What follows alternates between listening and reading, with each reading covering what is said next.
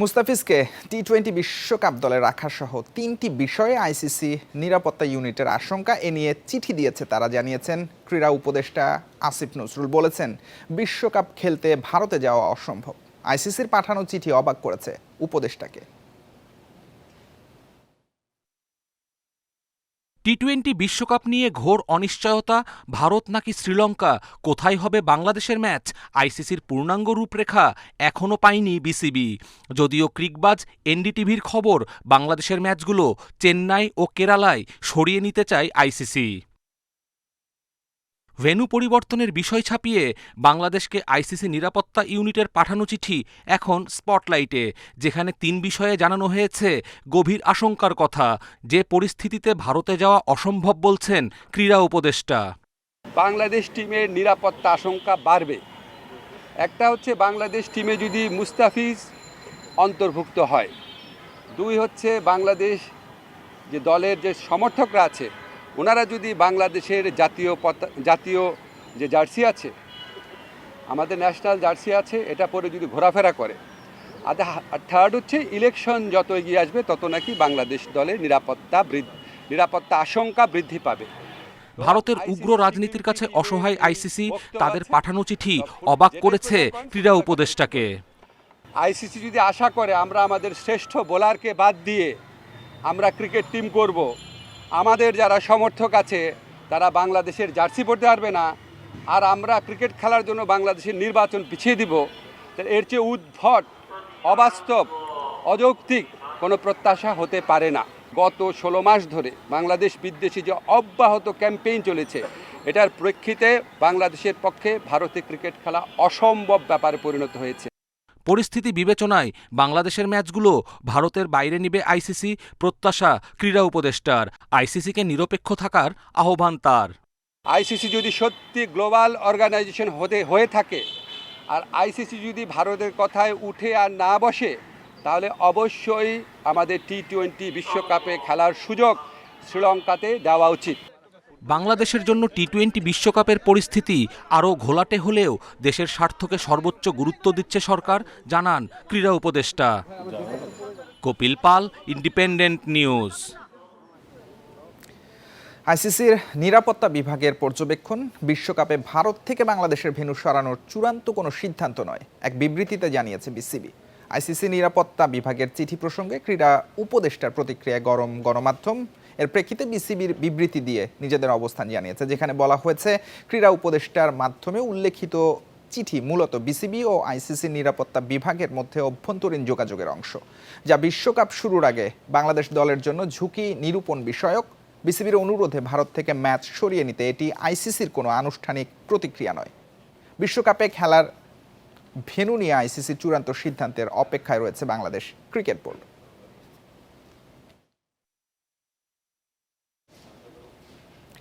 তিন কারণে ভারতে নিরাপত্তা সমস্যা হতে পারে জানিয়েছে আইসিসির সংশ্লিষ্ট কমিটি। বাংলাদেশের ক্রীড়া উপদেষ্টার এমন দাবি ভিত্তিহীন বলছে ভারতীয় গণমাধ্যম।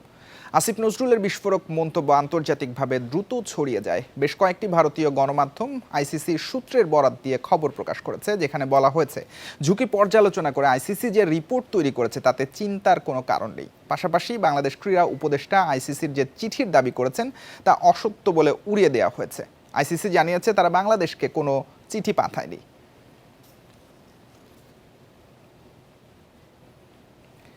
মুস্তাফিজ ইস্যু দিয়ে শুরু, বিশ্বকাপের আগে এমন জটিল পরিস্থিতির জন্য দায়ী ভারত। দুদেশের কূটনৈতিক সম্পর্কের সাথে ক্রীড়াঙ্গনকে জড়ানোর নিন্দা বিএনপি মহাসচিব মির্জা ফখরুলের।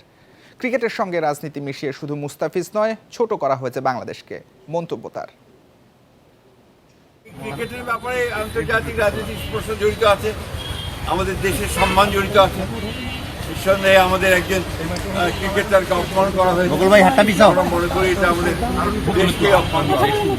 সেক্ষেত্রে মনে করি সিদ্ধান্ত, সেই সিদ্ধান্তের সঙ্গে আমরা একমত। কিন্তু তামিম ইকবালকে আক্রমণ করে বিসিবি পরিচালক নাজমুল ইসলামের করা মন্তব্যের তীব্র নিন্দা জানিয়েছেন খালেদ মাহমুদ সুজন। আরেক বিসিবি পরিচালক আসিফ আকবরকেও সংযত হতে বলেন সুজন। তার মতে বিশ্বকাপ বয়কট করলে সংকটে পড়তে পারে বাংলাদেশ ক্রিকেট। কোনোভাবে যৌক্তিকতা নাই, মানে অসভ্য লোকরাই বলবে এরকম কথা। উনি একটা অসভ্য বলে আমার মনে হয়, অসভ্য না হলে উনি এরকম কথা বলতে পারেন না আসলে। সাবেক পরিচালক খালেদ মাহমুদ সুজন মানেই আপোষহীন, ভয় ডরহীন সমালোচনা। ভারতের দালাল তামিম ইকবাল, বোর্ড কর্তা এম নাজমুল ইসলামের এমন মন্তব্যে ক্ষোভ প্রকাশ করেছেন, প্রশ্ন তুলেছেন যোগ্যতা ও ক্রিকেট জ্ঞান নিয়ে। ইন্ডিয়ার ক্রিকেটকে তো আমরা কন্ট্রোল করি না, ওরা কি করবে, মোস্তাফিজকে বাদ দিবে, মোস্তাফিজকে রাখবে, এটা তো ওরা অকশন নিয়েছে, ওরা এটা তো কন্ট্রোলের মধ্যে নাই। বাট জিডি ওটা বলে এটা তো কন্ট্রোলের মধ্যে একটা ব্যাপার। তামিম ইকবাল যে বক্তব্য, এটা কন্ট্রোলের একটা ব্যাপার। তারা যে স্ট্যাটাস দিয়েছেন সেটা তো কন্ট্রোলের ব্যাপার। তো একজন বোর্ড ডিরেক্টর বা তারা যদি একটা এত মানে এরকম একটা জায়গায় থেকে, এত একটা দায়িত্বশীল জায়গায় থেকে তারা যদি এরকম মন্তব্য করেন, তো সেটা কন্ট্রোল করার দায়িত্ব বিসিবির না। আরেক পরিচালক আসিফ আকবরের একের পর এক বেফাঁস মন্তব্য। ফুটবল দিয়ে শুরু, বিশ্বকাপ ও তামিম ইস্যুতেও আসিফের মন্তব্য উস্কে দিচ্ছে বিতর্ক, বিসিবিকে ফেলছে বিব্রতকর অবস্থাতে। ইন্টারন্যাশনাল ক্রিকেট আর দেশে গান গাওয়ার মধ্যে অনেক ডিফারেন্স আছে। হ্যাঁ, এটার মধ্যে অনেক ডিফারেন্স আছে আসলে। তো এটা মাথায় রাখতে হবে যে তামিম ইন্টারন্যাশনাল ক্রিকেট খেলছেন, তো এটা মাথায় রাখতে হবে। আমি দেশে একটা খুব জনপ্রিয় সিঙ্গার, আর Tamim internationally world wide recognize একজন ক্রিকেটার। দুইটার মধ্যে আকাশ আর পাতাল ডিফারেন্স আছে। বিশ্বকাপে খেলা নিয়ে আইসিসির সিদ্ধান্তের অপেক্ষায় বিসিবি। তবে সিদ্ধান্ত যাই আসুক না কেন, টুর্নামেন্ট বয়কট করলে বড় ক্ষতির শঙ্কা দেখছেন সাবেক বোর্ড পরিচালক। জিম্বাবুয়ে আর ওয়েস্ট ইন্ডিজ ছাড়া খেলতে পারবো না, তখন আপনি টিভি কভারেজ পাবেন, আপনি কত টাকা ইনকাম করবেন? তো আর্থিক ছাড়া আপনি কীভাবে ক্রিকেট চালাবেন? ক্রিকেট তো খালি আপনি গুটি কয়েক 15টা ন্যাশনাল প্লেয়ারকে চালান না, সারা বাংলাদেশের ক্রিকেটকেই বিসিবি চালায়। তো এখানে তো আর্থিক একটা অবশ্যই অনেক টাকার দরকার হয়। টাকাটা তো আর বিভিন্ন যারা জানেন না, আইসি থেকে আমাদের একটা বিরাট ফান্ড আসে। যদি না মনে করেন যে দেশের কারণে আমরা ক্রিকেট খেলবো না, দেশ আগে, আমাদের সাথে অন্যায় হয়েছে, এটাই হয়েছে, তারা খেলবে না। সবার আগে দেশ, ক্রিকেটকেও রক্ষা করতে হবে। সরকার ও বিসিবির কাছে সঠিক একটা সিদ্ধান্তের প্রত্যাশা খালেদ মাহমুদের। Mazharul Islam, independent news, Sylhet. বিপিএলে টানা 3 ম্যাচ হারল তারকা সমৃদ্ধ রংপুর রাইডার্স। এক পেশে ম্যাচে 6 উইকেটের জয়ে প্লে অফে সিলেট টাইটান্স। 115 রানের টার্গেট 15 বল আগে টপকেছে সিলেট। টস হেরে ব্যাটিংয়ে নেমে শুরু থেকেই চাপে পড়ে রংপুর। তাওহিদ হৃদয় ও কাইল মেয়ার্স ফেরেন 1 অঙ্কে। লিটন দাসের ব্যাটে 22 রান, খুশদিল শাহ 30 আর মাহমুদুল্লাহ করেন 29। ইনিংস বড় করতে ব্যর্থ বাকিরা। 5 বল আগেই 114 রানে অল আউট হয় রংপুর। নাসুম ও শহীদুল নেন 3টি করে উইকেট। মঈন আলীর জোড়া শিকার। ছোট টার্গেটে সিলেটের উদ্বোধনী জুটিতে আসে 54 রান। তৌফিক খান করেন 33, 50 করে ম্যাচ জিতিয়েছেন পারভেজ ইমন। অপরাজিত থাকেন 52 রানে। মাঝে আরিফুল 21 আর আফিফের 12 রানে সহজ জয় সিলেটের।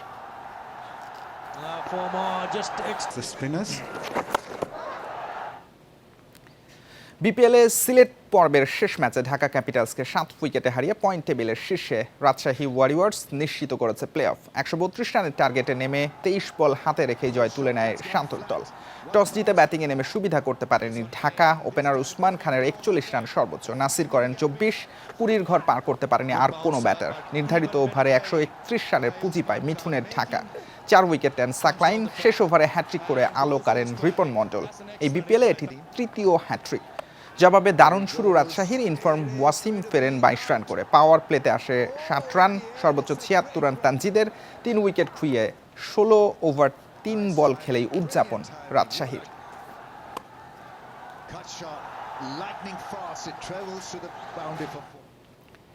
শর্ত সাপেক্ষে ফুটবলের জন্য বাফুফেকে 3টি নির্দিষ্ট স্টেডিয়াম দেওয়ার কথা জানিয়েছেন ক্রীড়া উপদেষ্টা আসিফ নজরুল। এমন আশ্বাসে বিশ্বাস রাখছেন বাফুফের সভাপতি। ভবিষ্যতে আরও কয়েকটি স্টেডিয়াম পেতে আশাবাদী তিনি। আর বাংলাদেশে সাফ চ্যাম্পিয়নশিপ হলে 3 ভেন্যুতে করার পরিকল্পনার কথা জানিয়েছেন তাবিতা আওয়াল। বাংলাদেশ ফুটবল ফেডারেশন পরিদর্শনে ক্রীড়া উপদেষ্টা আসিফ নজরুল 1 বছরের সফলতা ও ভবিষ্যৎ পরিকল্পনা তুলে ধরে তাবিতের নেতৃত্বে বাফুফের বর্তমান কমিটি। ফেডারেশনের ভূমিকায় সন্তোষ প্রকাশ করেন উপদেষ্টা। এতদিনেও ফুটবলের নিজস্ব কোনো মাঠ নেই। ক্রীড়া উপদেষ্টার কাছে কয়েকটি স্টেডিয়াম চেয়েছেন বাফুফের কর্মকর্তারা। আসিফ নজরুলও নিরাশ করেননি। শর্ত সাপেক্ষে ঢাকার জাতীয় স্টেডিয়াম, সিলেট ও চট্টগ্রাম জেলা স্টেডিয়াম এখন থেকে পুরোপুরি ফুটবলের বলে জানিয়েছেন। আমি খুব অল্প দিনের জন্য আছি, কিন্তু তারপর আমার কাছে মনে হয়েছে কয়েকটা জিনিস আমরা ওনাদের দাবির সাথে একমত পোষণ করেছি। এটা হচ্ছে ঢাকা স্টেডিয়াম যেটা আছে এটা সম্পূর্ণভাবে ফুটবলকে দিয়ে দেওয়া, আর অন্যান্য যারা স্পোর্টস আছে ক্রিকেট ছাড়া তাদের আয়োজনের প্রয়োজন হলে সেখানে আয়োজন করবে। যদি তারা অন্য কোথাও, ফর এক্সাম্পল পূর্বাঞ্চল স্টেডিয়াম বা অন্য কোথাও যদি তারা জায়গা পেয়ে সরে যায়, তখন এটা সম্পূর্ণভাবে ফুটবলের হয়ে যাবে। আমরা তো সব সময় আশ্বাসের উপরে বিশ্বাস রাখি, অ্যান্ড বাস্তবায়ন অফকোর্স করতে গেলে কিছু কিছু ত্রুটি আসবে সামনে, বাট আমরা ভেরি পজিটিভ যে সকলের সুচেষ্টা থাকলে অ্যান্ড সকলকে নিয়ে দেশের স্বার্থে, ফুটবলের স্বার্থে আমরা খালি দুটো স্টেডিয়াম শুরু করতে যাচ্ছি, বাট ভবিষ্যতে আরোগুলো স্টেডিয়াম আমরা পাবো। এবছর সাব চ্যাম্পিয়নশিপ হতে পারে বাংলাদেশে।